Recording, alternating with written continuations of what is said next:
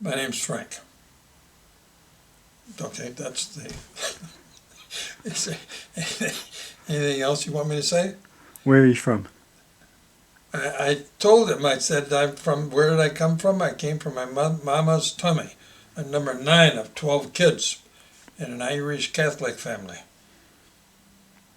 My daddy told me, ah, 15 years ago, he said, I married your mother and kids start coming like shots out of a machine gun. Anyway, where did I come from? St. Louis, Missouri, U.S. of A. Okay. Okay, and what do you do? What do I do? My hunting buddies say I just come over here and I don't do anything, and these dumb Europeans pay me money for this. But actually, what I do is I come over and I just start talking. And most guys my age, I am officially 80 years of age now, according to the actuarial charts, blah, blah, blah. But most guys my age just get sent, if they start blathering on, they get sent out of the living room and go back in the kitchen with Oma, But with me, they pay me. I can't understand this. I asked Noni Hefner, one of my organizers in Munich, Germany. I said, I told you this before? She said 16 times. I said, why stop me? She said, no, I want to see if you can make it come out the way it's supposed to. And she said, and it's amazing. Each time you tell it, maybe a little tiny bit differently, but then it comes out the same way. And she said, it always surprises me. And I just love to hear you say it. It's about a guy with a kind of cleft palate or something. No chin and no shoulders and this kind of stuff about the miracle detergent. But that's another story. At any rate, what do? I talk to therapists and artists and business people and et cetera. They kind of crowd in. There was an atomic physicist in a workshop I just completed at Dresden, Germany, up on top of a little mountain in the way southwest. He said, I don't understand. He was at my workshop there last year. And then this year, he said, I bought your book. He said, I read it 3 times. It's got so much details in it. And I said, but yeah. And I said, if I read some of your books in particle physics, I wouldn't understand it either. Don't worry about it. Any rate, I talk to people about, their lives, their hopes, their dreams, their fears, whatever. Yes. Okay. I've talked to Mark about this stuff too, but he just keeps winking at me. I think he's got a twitch or something when I talk to him. And he laughs, but he won't admit anything. So he's one of my toughest cases. But I'll get to him.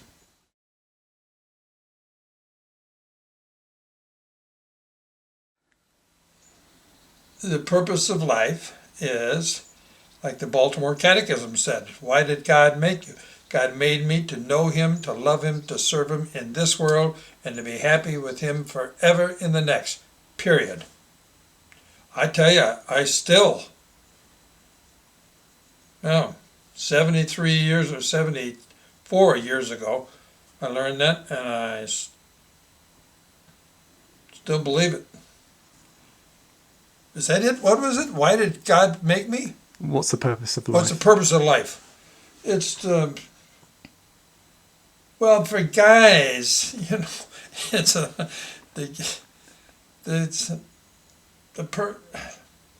this buddy of mine turned 70, and he said, I said, what have you learned in life? He said, I learned never pass up a free meal, never pass up a chance to go to the toilet, and number 3, never waste an erection, and then number 4, never trust your own farts. I didn't understand that. He had to explain it to me. What is the purpose of life? I think it's to learn how to love, quite frankly. If just kind of off the record and being serious. I think it's to learn how to be loving. Yeah.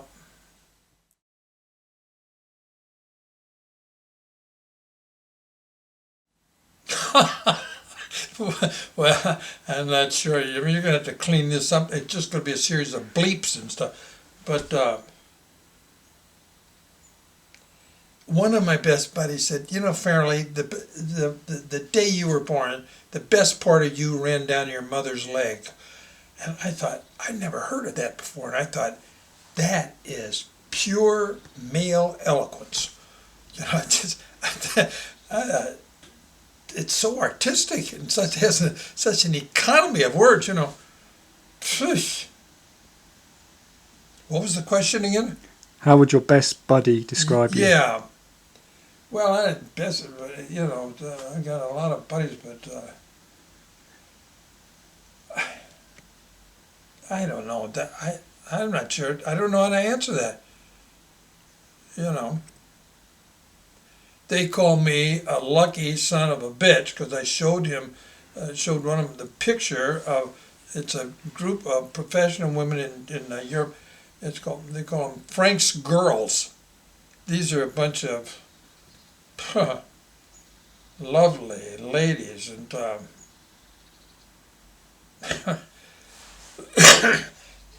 anyway, they take care of me. People say, you're so independent.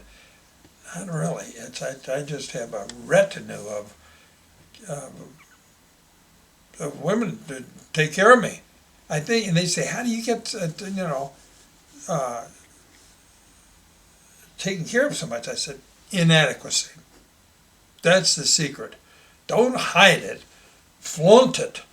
And women just, they just can't help themselves. It's a kind of gun, you know, I don't know, they just, they sort of become, you know, just kind of nurturing automatically.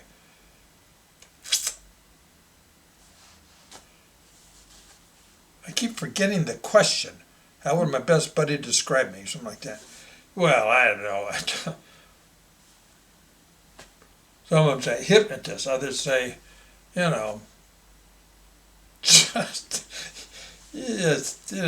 blather on, and then they just go, you know. I don't know. They all use different things, but it kind of comes down to my oldest brother in the family, John. My father's name is John. That's the first boy's name, John. He's the oldest. This guy said he had to go. He said, "You want to go to dinner?" He said, I found a new restaurant. He said, I'd love to, but I can't. I've got a previous commitment. He said, what? He said, I got to go hear this guy talk. I said, what guy? He said, John Farrelly. And his buddy said, what's he going to talk about? He said, I don't know. It doesn't matter. This guy, when he opens his mouth, everybody just goes, gah. They take notes, and then they just bring tape recorders. John could, like St. Francis of Assisi, charmed the birds out of the trees, you know. He just had a way. Had a way with him.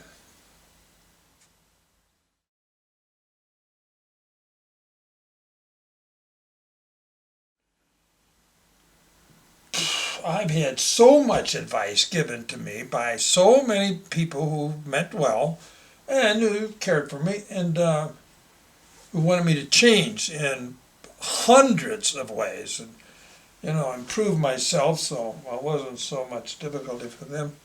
What's the best advice I ever had? Well, I could say, you know, maybe from Jesus or something, but you either, if you love me, obey my commandments, or you're going to go to hell directly. It was always the big threat, you know. So I never much liked that, but.